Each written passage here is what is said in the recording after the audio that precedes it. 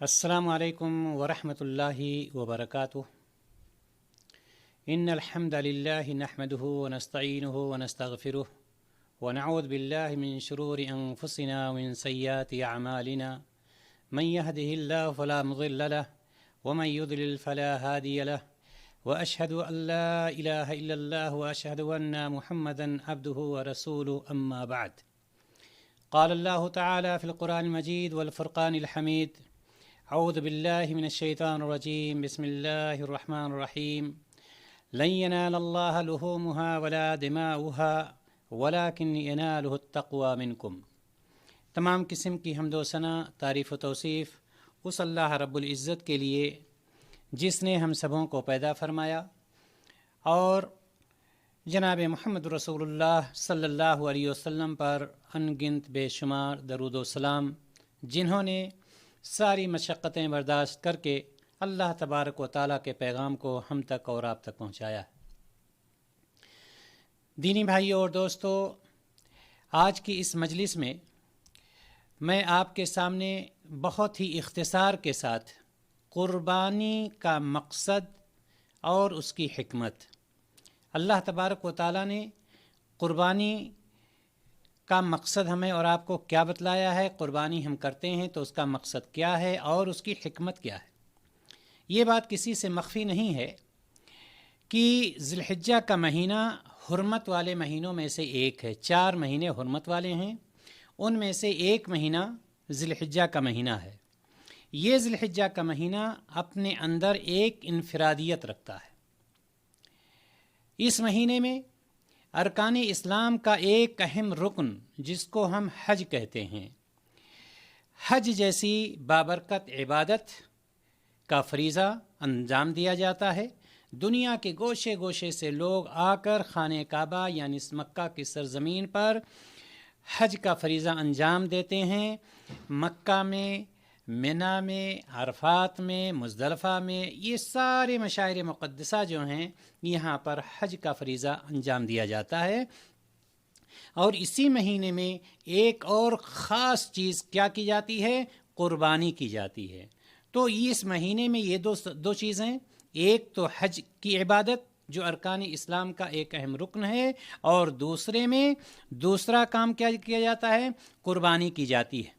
قربانی ہے کیا اصل؟ اگر ہم قربانی کے بارے میں جانیں تو امام راغب اصبہانی رحمہ اللہ بیان کرتے ہیں کہ قربانی وہ جس کے ذریعے اللہ کا قرب حاصل کیا جائے، وہ چیز قربانی ہے جس کے ذریعے اللہ تبارک و تعالیٰ کا تقرب حاصل کی جائے یا قربت حاصل کی جائے۔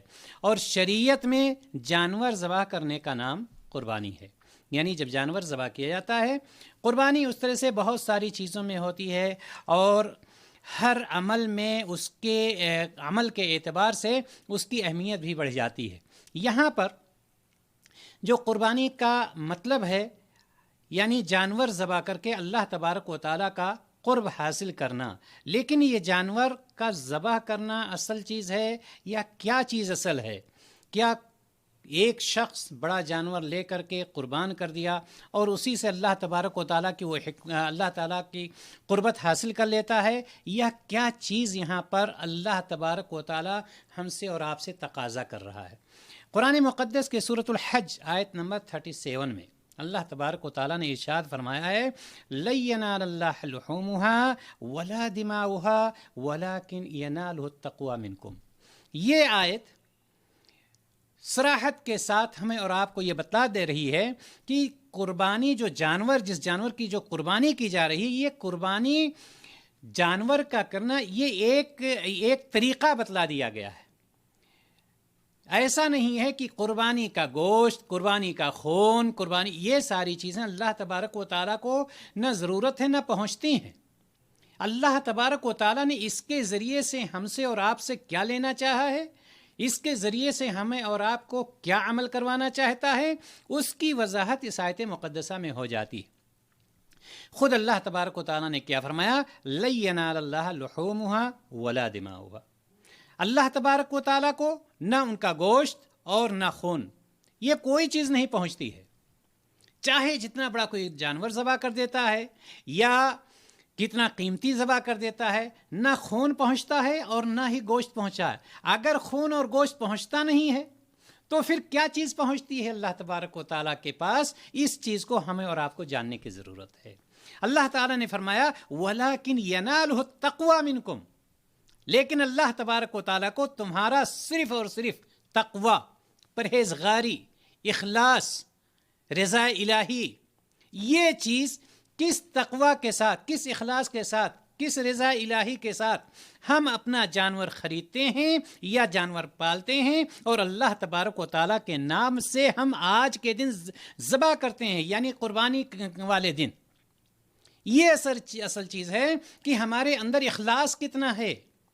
اصل یہ نہیں ہے کہ ہم نے بہت بڑا جانور ذبح کر دیا، بہت قیمتی جانور ذبح کر دیا، یہ اصل نہیں ہے۔ اللہ تبارک و تعالیٰ فرما رہا ہے اس میں آپ کا اخلاص کتنا ہے۔ وہ جانور تو آپ نے ذبح کیا، یہ اللہ تعالیٰ کا حکم ہے، لیکن اس کے اندر اخلاص کتنا ہے، رضا الہی کتنی ہے، للہیت کتنی ہے، کتنا ہم اللہ تبارک و تعالیٰ کے سامنے اپنے آپ کو حاضر کرنا چاہتے ہیں، کتنا ہم اللہ تبارک و تعالیٰ کی اطاعت اور فرما برداری، یہ ساری چیزیں اصل ہیں قربانی کا مقصد۔ قربانی کا مقصد رضا الہی کا حصول۔ یاد رکھیے گا، میرا موضوع ہے کہ قربانی کا مقصد ہے کیا؟ قربانی کا اصل مقصد ہے اللہ تبارک و تعالیٰ کی رضا کو حاصل کرنا، اللہ تبارک و تعالیٰ کی خوشنودی کو حاصل کرنا، اور شیطانی قوتوں کا انکار کر دینا، ٹھکرا دینا، باطل طاقتوں کو رد کر دینا، اور اللہ تبارک و تعالیٰ کی رضا اور خوشنودی کو حاصل کر لینا، یہ ہے قربانی کا اصل مقصد۔ قربانی کی اصل روح جو ہے انسان میں تقوی کو پروان چڑھانا ہوتا ہے۔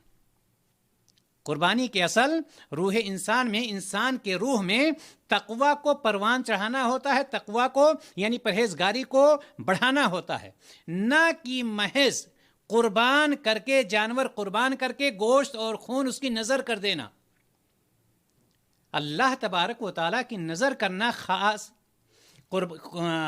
گوشت اور خون یہ مقصد نہیں ہے۔ اس کا اصل مقصد یہ ہے کہ انسان کی روح میں تقوی پیدا کرنا ہے۔ اللہ تبارک و تعالیٰ اپنے بندوں کے اندر اس کے ذریعے سے تقوی پیدا کرنا چاہتا ہے، کیونکہ اللہ تعالیٰ کو بھی جانور کا گوشت اور خون نہیں بلکہ دلوں کا تقوی اور اخلاص پہنچتا ہے۔ ہمارے دل میں کتنا تقوی ہے، کتنی پرہیزگاری ہے، کتنا اخلاص ہے، اللہ تبارک و تعالیٰ نے جیسا کہ قرآن مقدس میں ارشاد فرمایا۔ معلوم یہ ہوا کہ قربانی کا بظاہر مقصد جانور ذبح کرنا ہے، ظاہری طور پر کیا ہے؟ کیا چیز ہے؟ جانور کو ذبح کرنا، مگر اس کی اصل روح میں تقوی اور اصلاح کی آبیاری ہے۔ تقوی پیدا کرنا اس کا اصل ہے، اگرچہ ہم جانور ذبح کرتے ہیں، یہ جانور ذبح کرنا اصل نہیں ہے، اصل اپنے روح کے اندر تقوی پیدا کرنا ہے، اپنے اندر تقوی پیدا کرنا ہے۔ لیکن افسوس اس بات پر ہوتا ہے کہ آج کے ماحول میں قربانی سنت ابراہیمی کے بجائے دکھلاوے کی قربانی بن چکی ہے۔ قربانی ہے کیا؟ قربانی کا مقصد اللہ تک کا تقرب حاصل کرنا اور حضرت ابراہیم علیہ الصلاۃ والتسلیم کی سنت کو عام کرنا ہے، اس کا احیاء کرنا ہے۔ جو قربانی سنت ابراہیمی تھی، افسوس کے ساتھ کہنا پڑتا ہے کہ آج وہ دکھلاوے کی قربانی بن چکی ہے۔ لوگ ذاتی طور پر نمود و نمائش کے لیے اتنی زیادہ نمائش کی جاتی ہے کہ اس میں لوگ غلو کر جاتے ہیں، اپنے دولت کا اظہار کرنا، ہم نے بڑے سے بڑے نسل کا جانور ذبح کیا، ہم نے اتنے پیسے کا 50,000 60,000 اس کے ساتھ سیلفی لینا، اس کو نیوز پیپر میں ڈالنا اور یہ کرنا، اور یہ ساری چیزیں کی جاتی ہیں۔ کیا ہوا؟ یہ سنت ابراہیمی نہیں باقی رہ گئی، یہ دکھلاوے کی قربانی بن چکی ہے۔ بہت سارے فخریہ انداز میں جانوروں کی قیمتیں بتا کر لطف لیتے ہیں اور یہ مزہ لیتے ہیں کہ ہم نے 50,000 کا جانور لیا اور قربان کر دیا، ہم نے اتنے جانور لیے، ہم نے قربان۔ یہ ساری چیزیں ہمیں جاننا چاہیے کہ اللہ تبارک و تعالیٰ کے یہاں قربانی کی قبولیت کا انحصار ریاکاری پر نہیں. ہمیں یہ جان لینا چاہیے کہ اللہ تبارک و تعالیٰ کے یہاں قربانی کی قبولیت جو ہے نا، یہ ریاکاری پر نہیں اس کی انحصار ہے. اس کا انحصار للہیت پر ہے.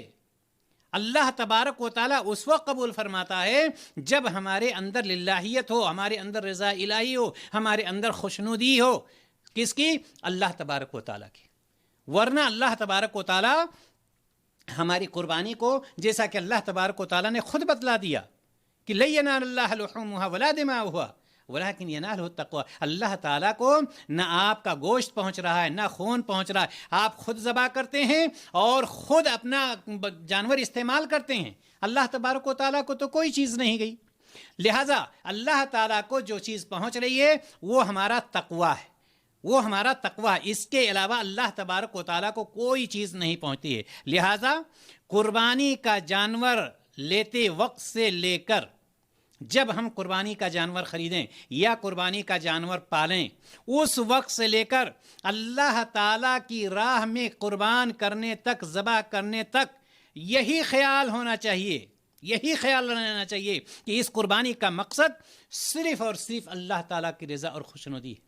یہ نہیں کہ قربانی اگر ہم نے نہیں کی ہے تو محلے کے لوگ کیا کہیں گے، پڑوس کے لوگ کیا کہیں گے. یہ مطلب کیا ہوا؟ مطلب یہ ہے کہ اللہ تبارک و تعالیٰ کو راضی کرنا نہیں مطلب ہے.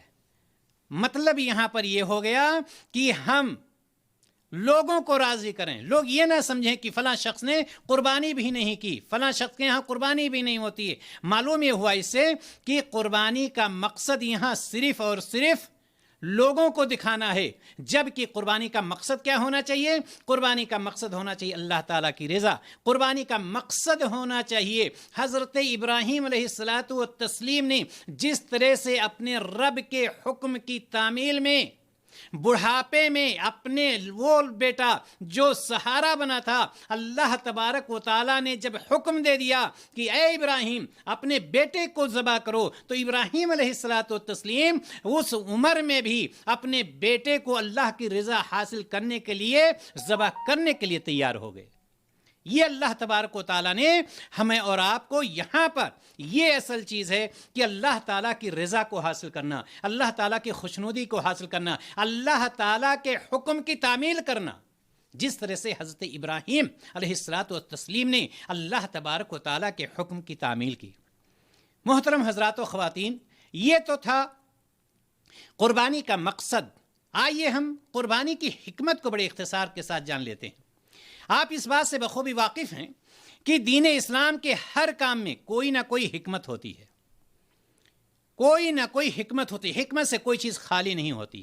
ہاں یہ اور بات ہے، بعض کام کی حکمتیں شریعت واضح کر دیتی ہے اور بعض کام کی حکمت کو شریعت واضح نہیں کرتی ہے. اگر کسی کام کی حکمت کو اللہ تبارک و تعالیٰ نے، یہ شریعت اسلامیہ نے واضح نہیں کیا ہے تو اس کا مطلب یہ نہیں ہے کہ وہ امور حکمت سے خالی ہیں. نہیں، ایسا نہیں ہو سکتا. جو کچھ بھی اللہ تبارک و تعالیٰ حکم ہمیں دیتا ہے اس میں کوئی نہ کوئی حکمت ہوا کرتی ہے.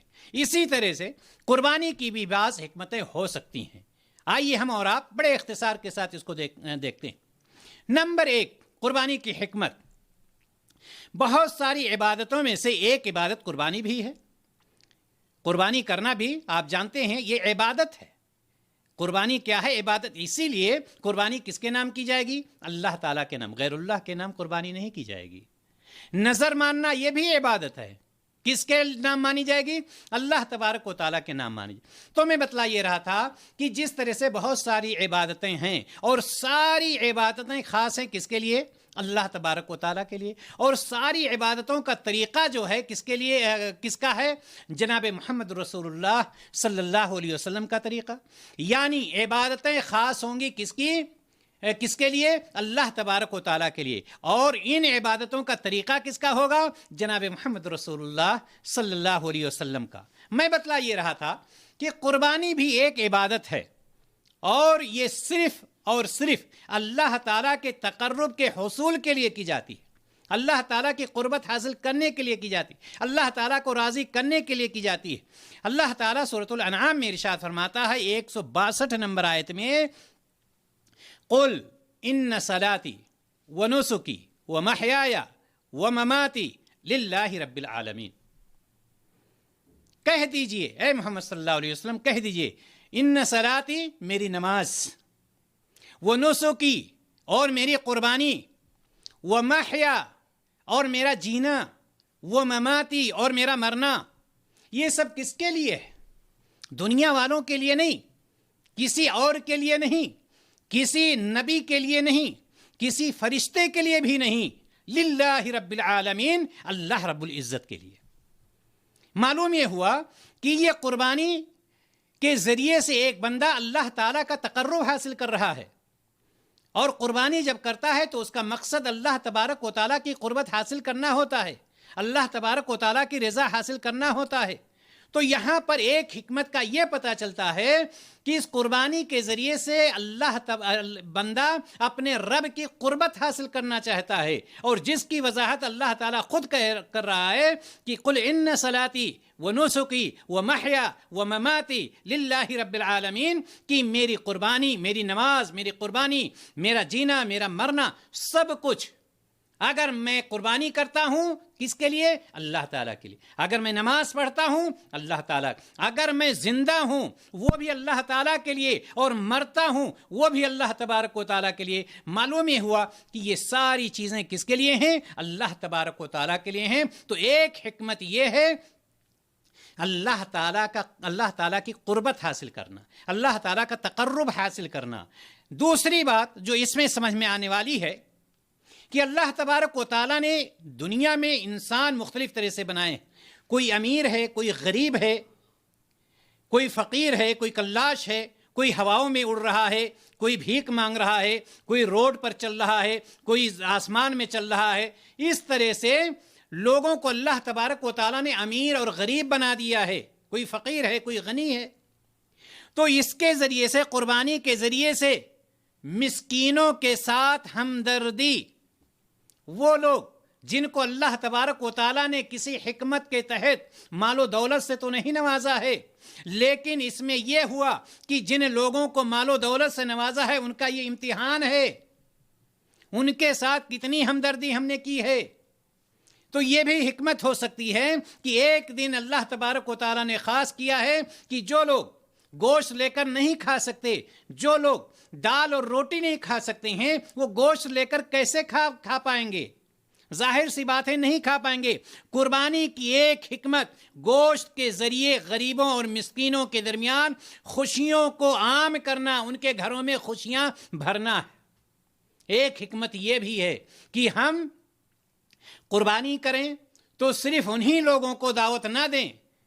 آج کل کیا ہوتا ہے؟ آج کل یہ ہوتا ہے کہ ہمارے گھر 4 قربانی ہے، 4 بکرا ذبح ہوا ہے، دوسرے کے گھر میں 6 بکرا ذبح ہو رہا ہے، تیسرے کے یہاں بھی 4 بکرا ذبح۔ ہم ایک دوسرے کو دعوت لے کر کے قربانی کھلا رہے ہیں، قربانی کا گوشت کھلا رہے ہیں، لیکن وہ شخص جس کے یہاں دال روٹی کا بھی انتظام نہیں ہے، جس کے یہاں شام کو بچے انتظار کر رہے ہیں کہ کہیں سے 2 بوٹی گوشت آ جائے، ہم ان کا خیال ہی نہیں کر رہے ہیں، کیسی قربانی ہماری ہوئی؟ یہ قربانی ان لوگوں کو، ان لوگوں کے گھروں میں، ان لوگوں کے دلوں میں خوشیاں پہنچانے کے لیے ہونی چاہیے کہ ہم ان لوگوں کا بھی خیال رکھیں جن کو اللہ تبارک و تعالیٰ نے کسی وجہ سے مال و دولت سے نہیں نوازا ہے، اور آپ کو اگر مال و دولت سے نوازا ہے تو اس میں کی بھی کوئی نہ کوئی اللہ تبارک و تعالیٰ کی حکمت ہوگی۔ اسی طرح سے تیسری حکمت سنت ابراہیمی، شاید قربانی کی ایک حکمت سیدنا ابراہیم علیہ السلام کی بے مثال قربانی کا احیاء ہو۔ ابراہیم علیہ الصلوۃ والتسلیم کی قربانی جو کہ اللہ تبارک و تعالیٰ نے حکم دیا بڑھاپے کے عالم میں جوان بیٹے کو قربان کرنے کے لیے، اور اللہ تبارک و تعالیٰ کی اطاعت اور فرما برداری کا بے مثال نمونہ پیش کرتے ہوئے اپنے لخت جگر سیدنا اسماعیل علیہ السلام کو ذبح کرنے کے لیے تیار کر لیا۔ یہ بہت اہم چیز ہے۔ قربانی کا مطلب اصل یہی ہے کہ اللہ تبارک و تعالیٰ کے حکم کی تعمیل سیدنا ابراہیم علیہ الصلاۃ والتسلیم نے جس طرح سے حکم کی تعمیل کی ہے، سیدنا ابراہیم علیہ الصلاۃ والتسلیم کی اس سنت کو عام کیا جائے، دوسروں تک پہنچایا جائے، اس پر عمل کیا جائے، یہ ہے اصل مقصد اور یہ ہے اس کی حکمت. یہ مقصد بھی ہے اور حکمت بھی ہے. اسی طرح سے چوتھی حکمت، قربانی کی چوتھی حکمت، قربانی کا ایک خاص مقصد جیسا کہ میں نے بتلایا، اور یہ اس کی کیا مقصد ہے اصل؟ اللہ تبارک و تعالیٰ کا شکریہ ادا کرنا. ایک حکمت یہ بھی ہو سکتی ہے کہ اللہ تبارک و تعالیٰ کا شکریہ ادا کرنا، یا ہم اور آپ اللہ تعالیٰ کا شکریہ ادا کریں. آپ کہیں گے کس چیز کا شکریہ؟ پہلی بات، اللہ تبارک و تعالیٰ نے بے شمار نعمتوں سے ہمیں اور آپ کو نوازا ہے، اور دوسری بات، جس مالک نے، جس رب کائنات نے، جس مالک جس ارض و سما نے بڑے بڑے جانوروں کو ہمارے لیے آسان بنا دیا. ہمارے انڈر میں بڑے بڑے جانور پائے جاتے ہیں، ہم اس کے مالک ہیں. اللہ تبارک و تعالیٰ نے یہ آسائشیں جو ہمیں دی ہیں، اللہ تبارک و تعالیٰ نے یہ فراوانی جو ہمیں دی ہے، ہم اللہ تبارک و تعالیٰ کا شکریہ ادا کریں قربانی کر کے کہ اے اللہ تو نے ہمیں یہ طاقت دی کہ ہمارے پاس آج بکرے ہی بکرے ہیں، ہمارے پاس گائے ہی گائے ہیں، ہمارے پاس اونٹ ہی اونٹ ہیں. تو اللہ تبارک و تعالیٰ کا ہم اس کے ذریعے سے شکریہ ادا کر سکیں کہ اے اللہ تو نے ہمیں یہ نعمتیں دی ہیں، اور ہم تیرے راستے میں حضرت ابراہیم علیہ الصلاۃ والتسلیم کی سنت پر عمل کرتے ہوئے تیرے نام سے ہم یہ قربانی کر رہے ہیں. ایک حکمت یہ بھی ہو سکتی ہے. خلاصہ محترم حضرات و خواتین، خلاصہ پوری باتوں کا خلاصہ یہ ہے کہ قربانی صرف جانور ذبح کرنے کا نام نہیں ہے، بلکہ یہ ہمیں تسلیم کر کے رضامندی کے ساتھ اللہ تبارک و تعالیٰ کی خوشنودی حاصل کرنا ہے. ایسا نہ ہو کہ اللہ تعالیٰ نے حکم دیا ہے ہم اس کو تسلیم کر لیتے ہیں، دل ہمارا راضی نہیں. اس میں اللہ تعالیٰ، اس میں رضامندی بھی ہونی چاہیے کہ اے اللہ جو حکم تو نے ہمیں کرنے کے لیے دیا ہے اپنے نبی ابراہیم علیہ الصلاۃ والتسلیم کے ذریعے سے، ہم اس سے راضی بھی ہیں، ہم اس کو تسلیم بھی کرتے ہیں. ہمیں اس بات کی یاد دلاتی ہے یہ قربانی کہ اپنے مسلمان غربا مساکین بھائیوں کو ہم مت بھولیں. امیروں کو صرف دعوت نہ کھلائیں، ہم غریبوں کو بھی دعوت کھلائیں، ہم غریبوں کے گھر بھی قربانی کا گوشت پہنچائیں. اللہ تعالیٰ نے ہمیں یہ موقع دیا ہے. وہ لوگ جو قربانی کرنے کی طاقت رکھتے ہیں، اللہ تعالیٰ نے انہیں یہ موقع دیا ہے کہ ان غربا مساکین کا خیال کر کے اللہ تبارک و تعالیٰ کا قرب حاصل کر سکیں. غربا مساکین کو آپ کھلائیں گے، اللہ تبارک و تعالیٰ خوش ہوگا. گویا کہ آپ اللہ تعالیٰ کا تقرب حاصل کر رہے ہیں اور اپنے لیے سامان نجات جمع کر رہے ہیں، جہنم سے نجات کا سامان جمع کر رہے ہیں. اور یہ عمل ہمیشہ ہمارا اور آپ کا ہونا چاہیے.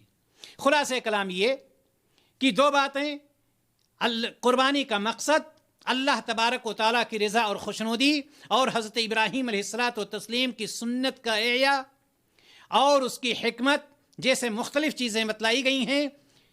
اللہ تبارک و تعالیٰ سے ہم دعا کرتے ہیں الہ العالمین ہم سب کو ان ساری چیزوں کو سمجھنے کی اور اس پر عمل کرنے کی، اور اللہ تعالیٰ کا تقرب حاصل کرنے کے لیے اخلاص کے ساتھ قربانی جیسا عمل کرنے کی توفیق عطا فرمائے، اور حضرت ابراہیم علیہ الصلاۃ والتسلیم کی اس سنت کو زیادہ سے زیادہ عام کرنے کی اور اس پر ہمیں عمل کرنے کی، بالکل ویسے ہی جس اخلاص کے ساتھ، جس رضا الہی کے ساتھ حضرت ابراہیم علیہ الصلاۃ والتسلیم نے اپنے بیٹے اسماعیل علیہ الصلاۃ والتسلیم کو ذبح کرنے کے لیے تیار کر دیا تھا. الہ العالمین ہم سبوں کو بھی اسی طرح سے اخلاص کے ساتھ عمل کرنے کی توفیق عطا فرما.